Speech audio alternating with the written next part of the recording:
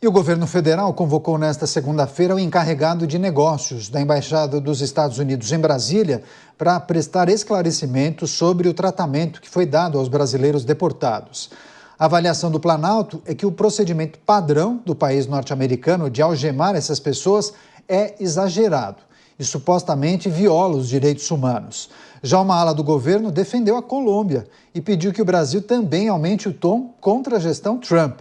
Segundo parlamentares da base aliada, o ex-guerrilheiro e presidente da Colômbia, Gustavo Petro, agiu com coragem e soberania, incentivando os países da América Latina a reagirem de forma coordenada e à suposta truculência do republicano. Já deputados governistas apresentaram um requerimento de moção de repúdio aos Estados Unidos devido ao tratamento dado aos deportados. Bom, chamar o Cristiano Beraldo, tem alguns elementos dessa notícia, mas me chama a atenção que tem um grupo que enaltece o que foi feito pela Colômbia e sugere que o Brasil adote a mesma postura, né? Que suba o tom.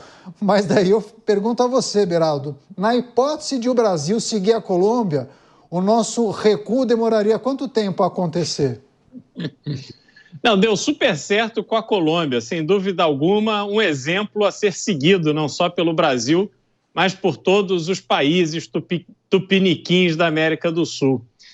Renato, é realmente surpreendente, não é? Ver essa postura do governo brasileiro, ou de uma ala do governo brasileiro, dizendo que é excessivo algemar os presos e tal.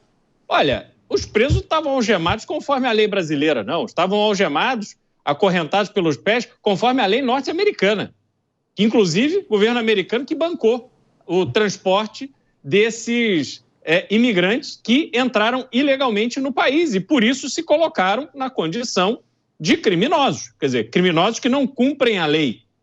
E quando a gente olha para a postura do governo brasileiro, aí a gente se lembra que, na verdade, este pensamento, este ar de que absurdo, é da cabeça daquelas pessoas que aplaudem a audiência de custódia. É a cabeça das pessoas que aplaudem saidinha, a cabeça das pessoas que aplaudem visita íntima, que aplaudem progressão de pena, que aplaudem auxílio prisão, seja lá o nome que tenha. Então, a cabeça dessas pessoas não pensam com a cabeça da lei e da ordem, que é o mantra de Donald Trump e do governo norte-americano nesse momento. Eles pensam simplesmente do ponto de vista do criminoso. E estão estendendo esta visão, esta percepção de que criminosos são pobres coitados para esses brasileiros que, por mais que não tenham histórico criminal no Brasil, se colocaram na posição de transgredir, de não cumprir a lei dos Estados Unidos, correram risco sabido. Todas essas pessoas que foram para lá sabem de história de pessoas que foram deportadas. No entanto, a situação no Brasil é tão ruim, é tão péssima para essas pessoas, que elas viram na condição de vida de imigrantes ilegais nos Estados Unidos uma possibilidade de terem uma vida melhor lá do que aqui com esse bando de pelego, de bandido que a gente fica tendo que ouvir e comentar aqui no programa. Mas, Dávila, a gestão de Joe Biden enviou dezenas de aviões com deportados, algemados da mesma maneira, durante o período em que o atual presidente brasileiro está no poder, mas a reação foi diferente. Por quê?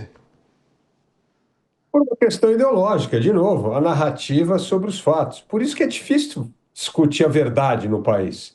A verdade é que, no governo John Biden, nos últimos 2 anos, 3.600 imigrantes ilegais brasileiros foram deportados para o Brasil, algemados do mesmo jeito que os 88 imigrantes que Donald Trump mandou nesse último voo. Só que com Donald Trump cria-se um problema político, porque, na verdade, ele é um republicano. Agora, Donald Trump, não, compartilha da cartilha do governo, com essas visões esquisitas e ultrapassadas do mundo, e aí a gente tolera, né? Como o Brasil não falou uma palavra sobre as torturas e mortes nas prisões venezuelanas. Falou alguma coisa sobre isso? Não, nada. Esconde isso debaixo do tapete. Fala alguma coisa sobre Ortega ou sobre Cuba? Não, não fala nada. Mas fala sobre 88 imigrantes ilegais, como bem disse o Beraldo, violando as leis de um país, que são deportados de acordo com a lei e com a norma internacional, assinada inclusive pelo Brasil. Não tem nada fora do que foi acordado em tratados internacionais entre os dois países. Então, não tem que transformar isso numa grande disputa diplomática e política. Se faz isso para tentar tirar uma casquinha e se posicionar que Donald Trump está de um lado do espectro político e o governo brasileiro e Petro está do outro. Agora, uma criação do presidente Petro demorou quanto tempo, Canhato? Menos de 24 horas. 12, né? 12 horas. 12 horas. Vou aumentar a tarifa, vou fazer isso aqui. Pô, mas aí na hora que alguém deve ter feito a conta, porque evidentemente essa turma não gosta de fazer conta, né? Eles só gostam da narrativa. Falou assim, olha, a gente exporta 17 bilhões de dólares, é melhor a gente não correr o risco de cortar de 17 para 5, que vai afetar a vida dos colombianos. E aí encontra-se uma solução diplomática para resolver o impasse da malcriação de uma pessoa que é conduzido pela sua narrativa política ao invés dos fatos. Isso aqui mostra. Portanto, seguir esse exemplo é seguir um mau exemplo. Vai lá, Beraldo. Não, Dávila, é só para lembrar que o Brasil não precisa que os Estados Unidos aumentem tarifa, não. O próprio governo brasileiro já quer aumentar imposto da agroindústria. Então, fica tranquilo que não vai precisar dos Estados Unidos para atrapalhar o Brasil. Só para... O Dávila tratou disso, mas é importante a gente reforçar, ainda que muitos questionem, nossa, que absurdo, chegaram algemados, tem corrente nos pés, nossa, que imagem chocante. Morava há 30 anos nos Estados Unidos, precisava chegar algemados dos Estados Unidos, ainda que várias pessoas questionem, falem sobre os direitos humanos, nada de ilegal foi feito, absolutamente nada, não tem nenhuma vírgula fora do regramento. Não é que foi uma surpresa para o Brasil, isso inclusive com a anuência do Brasil. Tanto que a gente diz, 32 aviões foram despachados dos Estados Unidos com imigrantes ilegais brasileiros e chegaram, inclusive, nos 2 primeiros anos da gestão Lula.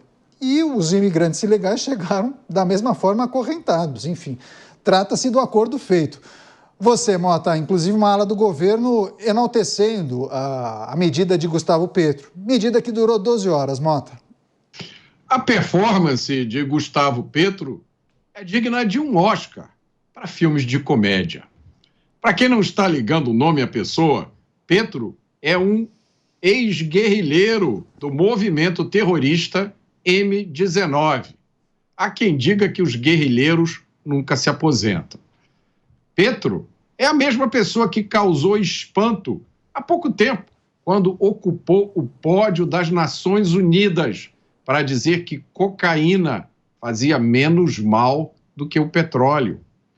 Gustavo Petro, presidente da Colômbia, pediu no pódio da ONU aos países latino-americanos que unissem forças para acabar com a guerra às drogas. Não foi para acabar com as drogas, não. Foi para acabar com a guerra contra as drogas.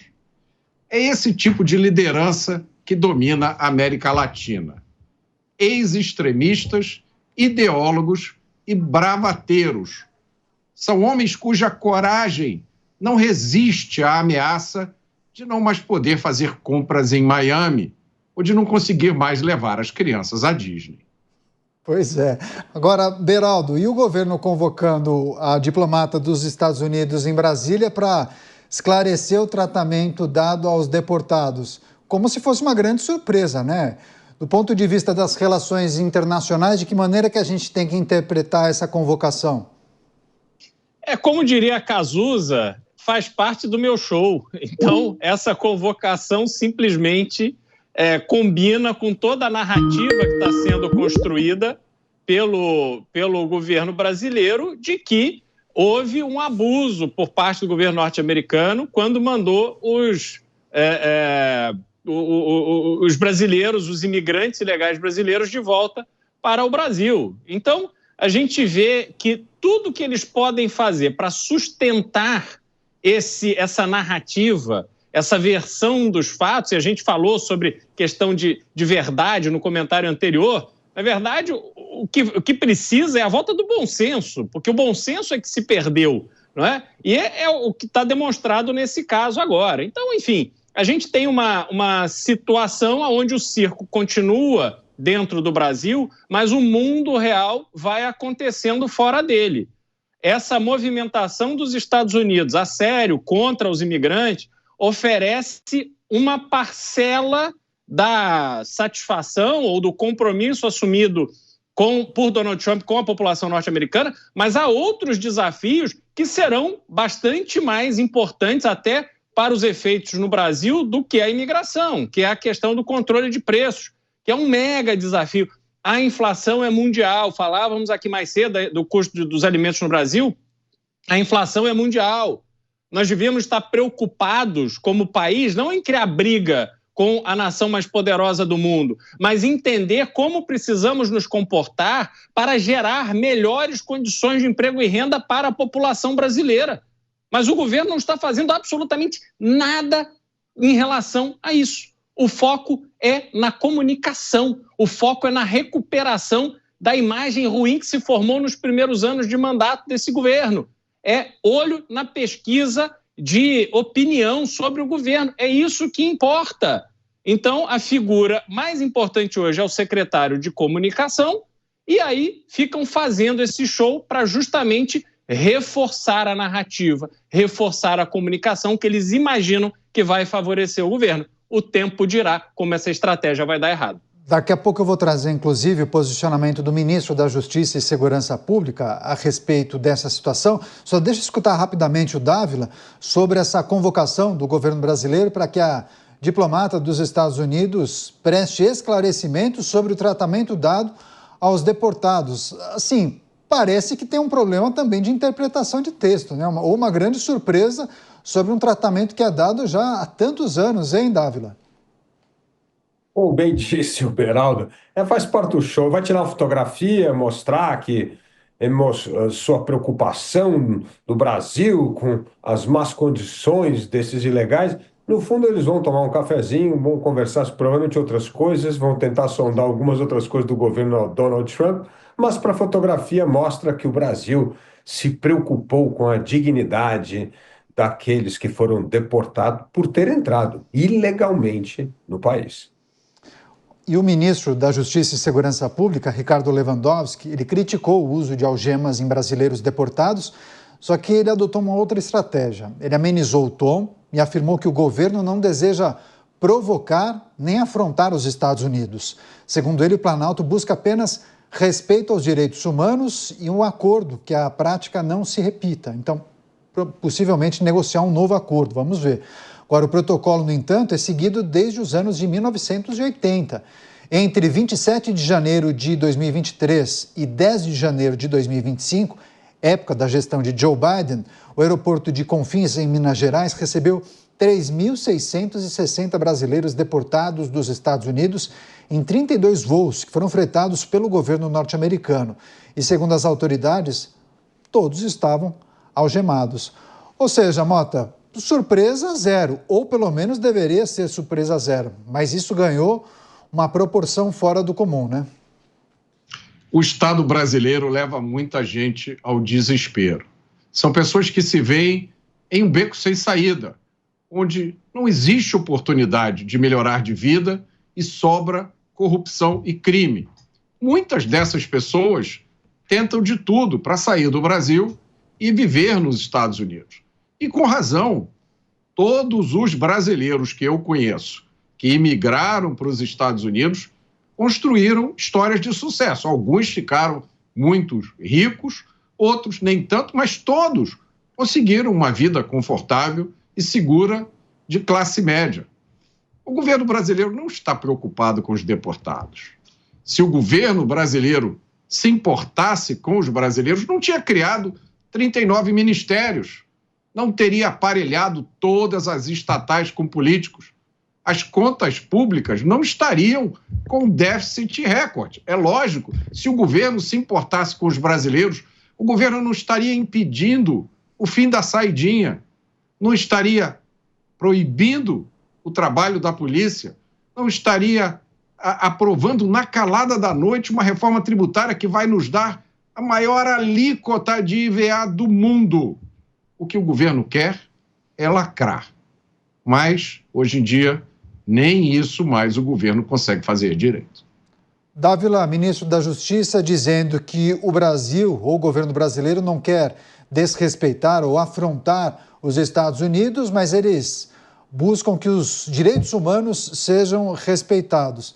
Agora, queria que você fizesse um exercício, uma reflexão para o nosso público, na hipótese, tá? Na hipótese de o Brasil subir o tom e adotar um posicionamento similar, parecido com Gustavo Petro da Colômbia, e quiser, por exemplo, modificar o acordo ou até pensar na imposição de taxas aos produtos norte-americanos. O que poderia acontecer nessa relação? Donald Trump, há alguns dias, disse, bom, o Brasil precisa mais dos Estados Unidos do que os Estados Unidos precisam do Brasil. Mas se o Brasil adotasse essa postura, como o Gustavo Petro fez em um primeiro momento, o que poderia acontecer com a gente? O que aconteceu com a Colômbia? Primeiro, teria uma taxação extraordinária dos produtos brasileiros e os Estados Unidos, que hoje é o segundo parceiro comercial do Brasil, tudo ia ficar mais caro e a nossa balança comercial ia piorar muito. Piorando a balança comercial, agrava a questão do déficit público. Por isso, o Brasil não tem nem pretexto, nem razão e nem motivo político para brigar com os Estados Unidos. É hora de virar essa página. E sabe o que vai acontecer? Nos próximos voos, provavelmente vai acontecer à noite para não tirar fotografia, mas todos serão enviados da mesma forma, acorrentados, porque são criminosos que violaram lei num país e estão sendo deportados. Não é viagem de primeira classe com comida, não. É assim que se paga o preço por ter entrado ilegalmente numa nação. As falas de Ricardo Lewandowski. Não queremos provocar nem afrontar os Estados Unidos. É uma fala apaziguadora? É para colocar um ponto final nessa história, Beraldo? É uma frase que é levada pelo pragmatismo de reconhecer que estamos na ponta mais fraca desse duelo.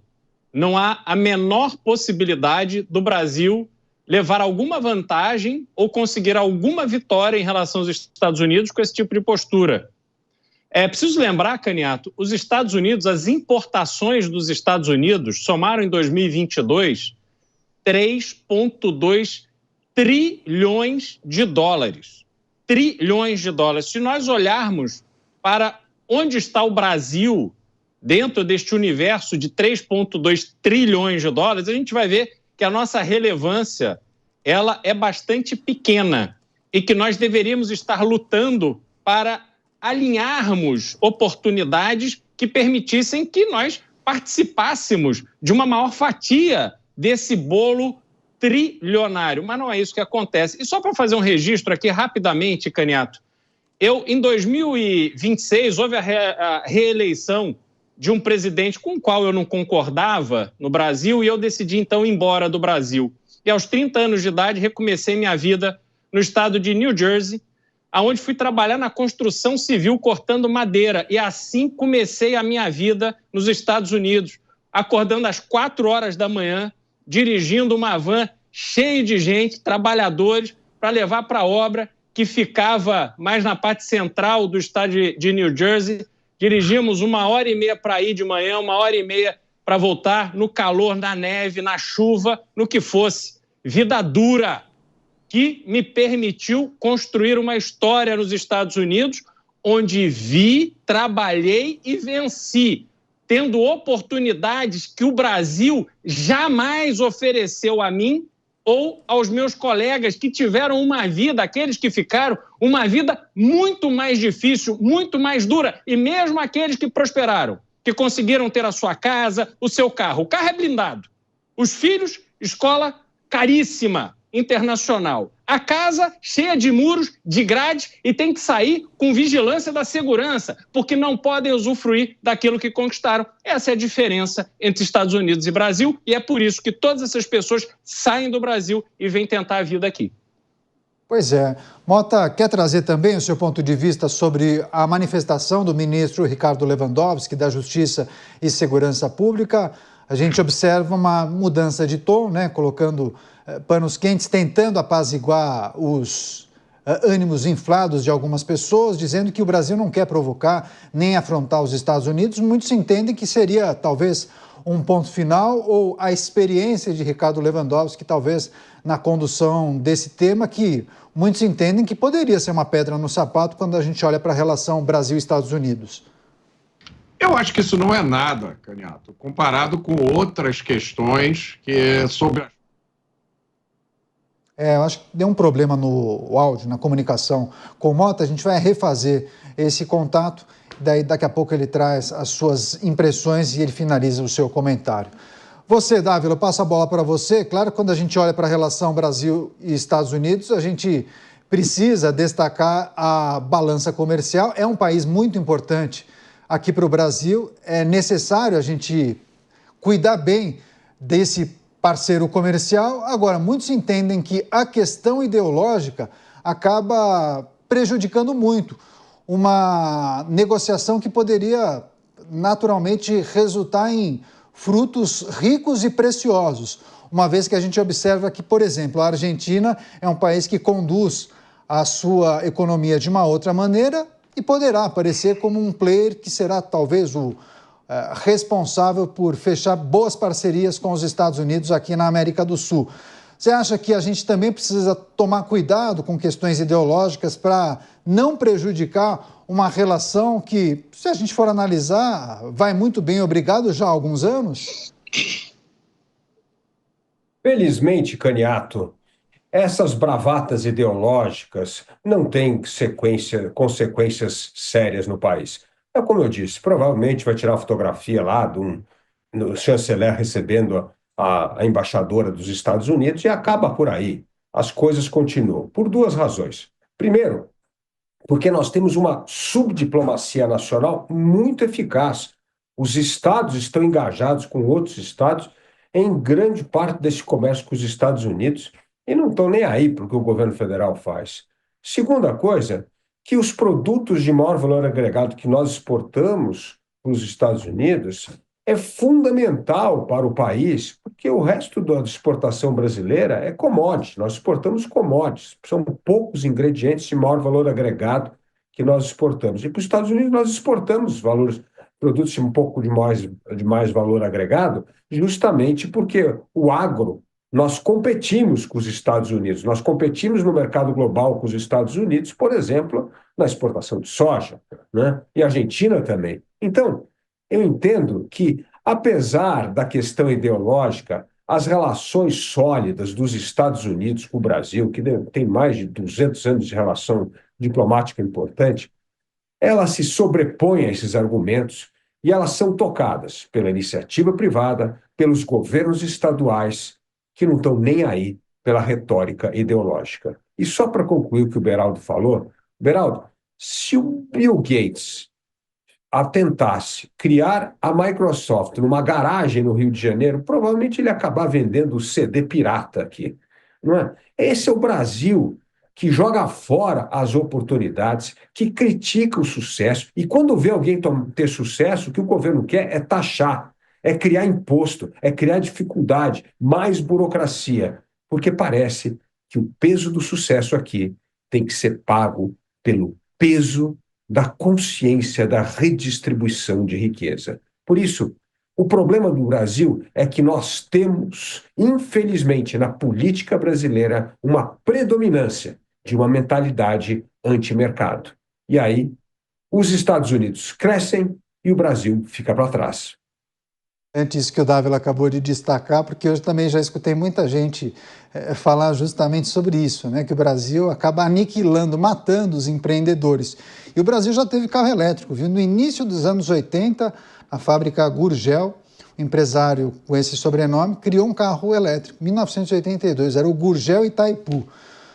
Você, Beraldo, quer trazer o seu comentário em cima do que disse o Dávila, fazendo uma parte em relação ao seu comentário, por favor? Eu acho que o Bill Gates, Dávila, ele no máximo teria feito uma antena para ter uma rádio pirata e acabaria por aí. E essa é a realidade, como você bem lembrou, e o Caniato trouxe aqui um exemplo de um empresário brasileiro inovador, o Gurgel, com a sua fábrica de carros, ficava ali criando projetos de um carro barato que atendesse a demanda brasileira. Por fim, criou o BR-800, que era um carrinho pequenininho, que era super barato, de fibra e tal, mas ele foi destruído, porque não há financiamento viável no Brasil para alguém que queira tocar o seu negócio, apostar e acreditar nas suas ideias. Não há um mercado desenvolvido de investimentos, de venture capital, isso aqui é aquele investimento nas ideias, nos projetos, onde os fundos, que nos Estados Unidos isso é muito comum, você investe ali em 10, 15, 20 projetos, a maioria não vai dar certo, é dinheiro perdido, mas terão ali 1, 2 que se transformarão em grandes negócios que pagarão pelos outros e os fundos ganham muito dinheiro com isso. Mas o Brasil é o oposto disso. O Brasil é a mentalidade onde o governo quer o dele primeiro. Então, o empreendedor que resolve fazer alguma coisa, ele tem que se comprometer com um aluguel, que geralmente já é caro, aí ele tem que pagar o imposto antes, e se ele não pagar, aí pronto, a sua vida está arrasada, porque o governo o persegue, ele fica com o nome sujo, ele não consegue fazer mais nada, e ele vira um sofredor do empreendedorismo no Brasil. Essa é a realidade. Então, tudo no Brasil é feito para a pessoa, para o indivíduo dar errado. Não à toa temos essa fixação no país com o serviço público que tem estabilidade, bons salários, as pessoas têm férias, elas podem organizar a sua vida de forma tranquila, porque fora desse universo de conforto, resta muito pouco para quem quer trabalhar e organizar a sua vida. Pois é, Mota, agora sim, com o seu áudio perfeito, você falava sobre a menção, a declaração de Ricardo Lewandowski, se a gente pode interpretar isso como uma finalização desse capítulo, um ponto final nesse episódio que envolve os deportados. Não, eu não acho que é essa a interpretação correta, Canhato. Eu acho que o ponto final está muito distante ainda. Talvez esteja em 2026, talvez antes. O governo brasileiro e a autoridade do governo brasileiro continuam insistindo na ideia de que elas têm o direito de dizer aos Estados Unidos como os Estados Unidos devem tratar as pessoas que entram ilegalmente no seu território. Os Estados Unidos tratam essas pessoas da mesma forma que a maioria dos outros países, inclusive o Brasil, trata as pessoas que entram no seu território, como pessoas que cometeram um crime. Entrar ilegalmente no território de um país é, por si só, cometer um crime. Então, mas as diferenças de opinião entre o governo brasileiro e o governo americano vão muito além disso. Se eu tivesse que dar um palpite, eu diria que o principal ponto de problema vai ser a liberdade de expressão nas redes sociais.